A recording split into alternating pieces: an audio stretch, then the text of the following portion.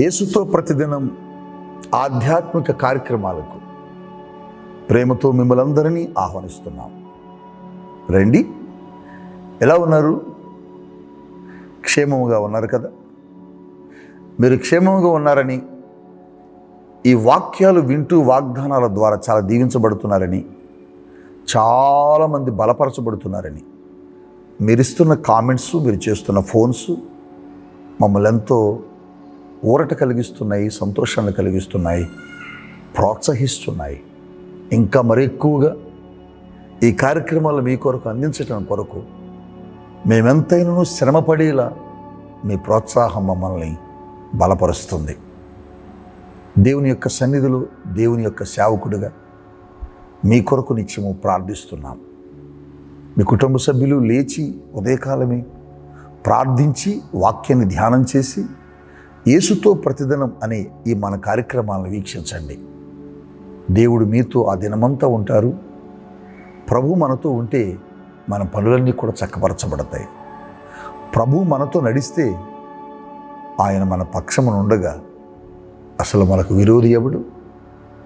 ప్రభు మన పక్షమును ఉంటే మన పనులన్నీ కూడా సఫలపరచబడతాయి. అందుకొరకే మనం మన దినమును ప్రభువుతో ప్రారంభించాలి. రండి, ఈరోజు మీ కొరకు నేను ప్రార్థించి దేవుని సన్నిధి నుంచి ఒక శ్రేష్టమైన వాగ్దానాన్ని తీసుకొచ్చాను. చదువుదామా? జెఫన్యా గ్రంథం 3వ అధ్యాయం 15వ వచన భాగం. బైబిల్ ఉంటే తెరచి చూడండి. జెఫన్యా గ్రంథం 3వ అధ్యాయం 15వ వచనం నేను చదువుతున్నాను. 15వ వచన భాగంలో చివరి లైన్ చూద్దాం. ఇక మీదట మీకు అపాయము సంభవింపదు. దేవునికి స్తోత్రము కలుగునుగాక. హల్లెలూయా. ఇక మీదట మీకు అపాయము సంభవింపదు. మన దేవుడు ఎవరు? ఏ అపాయము మన జీవితములలోనికి సంభవింపకుండా కాపు కాచే గొప్ప దేవుడు. నాన్న, ఈ కడవరి దినాల్లో, అంచె దినాల్లో, చివరి దినాల్లో ఏ కుటుంబం చూసినా భయంకరమైన శ్రమలు, ఏ వ్యక్తి జీవితం చూసినా భయంకరమైన పరిస్థితుల్లో కూరుకుపోయి ఉన్నారు. అసలు కష్టాలు లేని, శ్రమలు లేని, వ్యాధులు లేని, భయంకరమైన ఇబ్బందులు లేని కుటుంబాలు ఎక్కడైనా ఉన్నాయా అంటే ఎక్కడా లేవు. అన్ని భయంకరమైన శోధనలే.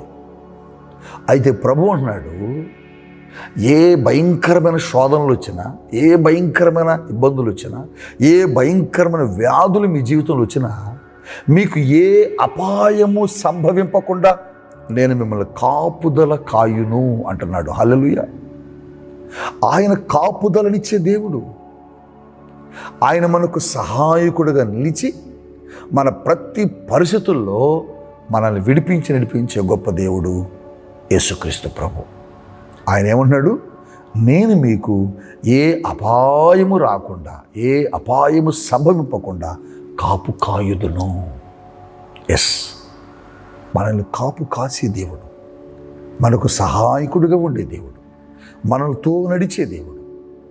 నాన్న, ఒక్కొక్క జీవితాన్ని పరిశీలిస్తుంటే, ఒక్కొక్క జీవితాన్ని, ఒక్కొక్క వ్యక్తిని జీవితాన్ని గనక తొంగి చూడగలిగితే ఎన్ని భయంకరమైన శోధనలు, ఎన్ని భయంకరమైన అప్పులు, ఎన్ని భయంకరమైన రోగాలు. ఎవరి జీవితంలో సంతోషం ఉందా అంటే లేదు. ఎందుకని? ప్రతి వాని జీవితంలో భయంకరమైనటువంటి కష్టాలు, శ్రమలు, భయంకరమైన ఇబ్బందులు. కానీ దేవుని సేవకుడుగా ఈరోజు మీ దగ్గరకు తీసుకొచ్చిన వాగ్దానం ఏంటంటే, ప్రభు మనకిస్తున్న వాగ్దానం, ప్రభు మనతో మాట్లాడుతున్న మాట ఏంటంటే, మీకు ఏ అపాయము సంభవింపదు. అవునా? దేవుడు మనతో ఉంటే ఏ అపాయము మనకు రాదు. 91వ కీర్తన భక్తుడైన మోషే అంటాడు, ఏ తెగులు నీ గుడారమునకు సమీపించనీయను. ఎంత గొప్ప దేవుడు అండి! ఎంత గొప్ప దేవుడు! ఏ తెగులు మన గుడారానికి రానియని అంటున్నాడు. ఎక్కడ చూసినా భయంకరమైన వైరస్లు, ఎక్కడ చూసినా భయంకరమైన ప్రమాదాలు, ఎక్కడ చూసినా భయంకరమైన నాశనం దేశాల్లో. కానీ నిన్ను, నన్ను, మనల్ని క్షేమముగా ఉంచుటకు దేవుడు కృపగలిగిన వాడు. ఆయన అంటున్నాడు, నేను మిమ్మల్ని ఏ అపాయము రాకుండా చూస్తాను. నిజం. ఎప్పటివరకు ఎన్నో అపాయాలతో నీ జీవితం నడిచింది, ఎన్నో ప్రమాదాలలో మీ కుటుంబాలు నడిచాయి, ఎన్నో వ్యాధులలో నువ్వు కూరుకుపోయావు, ఎన్నో సమస్యలు నిన్ను కమ్ముకున్నాయి. అయితే ప్రభు అన్నాడు, ఇక మీదట అవి రానియను. ఇశ్రాయేలీలు ఐగుప్తు దేశం నుండి వెళ్ళిపోతున్నారు. కనాను దేశానికి చేర్చబడే ప్రయాణం. ఐగుప్తు దేశంలో వారిని 430 సంవత్సరాలు హింసించాడు ఫరో. 430 సంవత్సరాలు బానిసలుగా బ్రతికారు ఇశ్రాయేలీలు. అలాంటి తరుణంలో ఇశ్రాయేలీయులను ఆ బానిసత్వ బ్రతుకు నుంచి విడిపించి దేవుడు వారిని క్షేమంగా తీసుకెళ్తున్న తరుణం. మోషే నాయకుడిగా ఉన్నాడు. వారు వెళుతున్నటువంటి క్షణాన శత్రువైనటువంటి ఫరో తన సైన్యాన్ని పంపి ఇశ్రాయేలీయులను వాగ్దాన దేశము చేరకుండా అడ్డగించడం కొరకే వెంటబడ్డాడు. శత్రువులేమో తరుముకుంటూ వస్తుంటే ఇశ్రాయేలీయులు పరిగెడుతున్నప్పుడు వారి ముందు ఎర్ర సముద్రం అడ్డొచ్చింది. సముద్రం ముందు ఏం చేయాలో అర్థం కాల. సముద్రమును ఎలా దాటాలో అర్థం కాల. వెనక చూస్తేనేమో శత్రువు, ముందు చూస్తేనేమో సముద్రం. ఏం చెయ్యాలి అర్థం కాక, అయ్యో మోషే, ఏమిటి మా పరిస్థితి, ఈ రీతిగా అయిపోయామని ఇశ్రాయేలీయులు కేక పెట్టినప్పుడు మోషే దేవుని వైపు చూశాడు. దేవుడు మోషేతో చెప్తున్నాడు, మోషే, ఎందుకు మీరు భయపడుతున్నారు? ఎందుకు మీరు దడుస్తున్నారు? ఇప్పటి వరకు మిమ్మల్ని హింసించి, మిమ్మల్ని బాధ పెట్టి, మిమ్మల్ని వెట్టి చాకిరి చేయించిన మీ శత్రువైన ఐగుప్తీయులను ఇక మీరు చూడరు. నిర్గమాకాండము 14వ అధ్యాయం 13వ వచనములో దేవుడే మోషే ద్వారా మాట్లాడుతున్నాడు. నిజం. ఇక మీదట మీరు మీ శత్రువైన ఐగుప్తీయులను మీరు చూడరు. చూడకుండా ఏం చేశాడు తెలుసా? సముద్రాన్ని చీల్చి దేవుని ప్రజలను పంపించి, దేవుని ప్రజలు దాటిన తర్వాత దేవుని ప్రజలు పట్టుకోవడానికి వస్తున్న శత్రువుని సముద్ర మార్గ మధ్యములో వారిని కలిపి చంపేశాడు. యశోనాన్న శత్రువులను మట్టి కరిపించాడు, శత్రువులను నాశనం చేశాడు. వారిని హింసించిన, బాధ పెట్టిన, గాయపరిచిన, అవమానించిన శత్రువులు లేకుండా చేశాడు దేవుడు. ఎంత గొప్ప దేవుడు! నిజం. గడిచిన సంవత్సర కాలమంతా, పోయిన నెలంతా, నిన్నటి వరకు కూడా ఈ వాగ్దానం వినేంత వరకు కూడా నువ్వు భయంకరమైన శ్రమల్లో కొట్టుమిట్టాడుతున్నావు. భయంకరమైన బాధల్లో ఈ వాగ్దానం వింటూ వచ్చావు. భయంకరమైన పరిస్థితుల్లో నువ్వు నడుస్తున్నావు.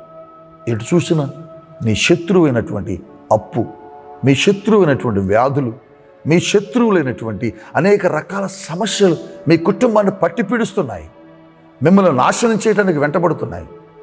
ప్రభు అంటున్నాడు, ఇక వాటిని మీరు చూడరు. ఇక ఏ అపాయము మీకు సంభవింపదు. నిన్ను నాశనం చేసిన ఆ శత్రువు, నిన్ను అనారోగ్యానికి గురి చేసిన ఆ శత్రువు, నిన్ను భయంకరంగా ఇబ్బందులు పెట్టినటువంటి ఆ శత్రువు ఇక నువ్వు చూడవు. ఎందుకో తెలుసా? ఏ అపాయము నీకు సంభవింపదు అని దేవుడు నీకు వాగ్దానం ఇస్తున్నాడు. ఇప్పటివరకు అనేక రీతులుగా నీ జీవితం అంతా అపాయమే, నీ బ్రతుకంత అపాయమే, నీ బ్రతుకంత నష్టమే, నీ బ్రతుకంత భయంకరంగా కృంగుదల. కానీ ప్రభు చెబుతున్నాడు, నాన్న, ఇక నీకే అపాయమే రాదు, నేను రానియను అని చెబుతున్నాడు. ఇప్పటివరకు నిన్ను హింసించిన అప్పుని ఇక నువ్వు చూడవు. యేసు నామములో నీ అప్పు అనబడే శత్రువుని సముద్రములో కలిపిన ఐగుప్తీయుల వలె దేవుడు కలపబోతున్నాడు. ఇప్పటివరకు మిమ్మల్ని హింసించిన వ్యాధి శత్రువైన ఐగుప్తీయులను సముద్రములో కలిపి నాశనం చేసినట్లు దేవుడు నీ వ్యాధిని తీసివేయబోతున్నాడు. ఇక నీ జీవితంలో శాంతి, ఇక జీవితంలో మీ సంతోషం, ఇక మీ జీవితంలో ఆనందం దేవుడు ఇవ్వబోతున్నాడు. ఆయన నమ్ముతావా? ఈ వాగ్దానం నీ సొంతమవుతుంది. ఈ ఉదయకాలపు వేళ నువ్వు కూడా ఏ అపాయము లేకుండా ప్రభుతో క్షేమంగా నడవగలుగుతావు. దేవుడు నిన్ను నడిపిస్తాడు. దేవుడు నిన్ను నడిపించుటకు సమర్థుడు. అట్టి కృప దేవుడు మీ జీవితాల్లో ఈ ఉదయకాలపు వేళ అనుగ్రహించునుగాక. ఆమేన్. ఈరోజు వాక్యాలు విన్న పిల్లలలో చాలామంది పిల్లలు మ్యారేజ్ డే చేసుకుంటున్నారు. చాలామంది పిల్లలు బర్త్డేలు కూడా జరుపుకుంటున్నారు. రకరకాలైన సంతోష కార్యక్రమాలు మీ గృహాల్లో జరుపుకుంటున్నారు. మీ అందరికీ వాటిని బట్టి నా విషయం తెలియచేస్తున్నాను. రండి, మీ అందరి కొరకు ప్రార్థిస్తాను. దయగలిగిన మా యేసు ప్రభువా, నీకు స్తోత్రాలు చెల్లిస్తున్నాను, వందనములు చెల్లిస్తున్నాను.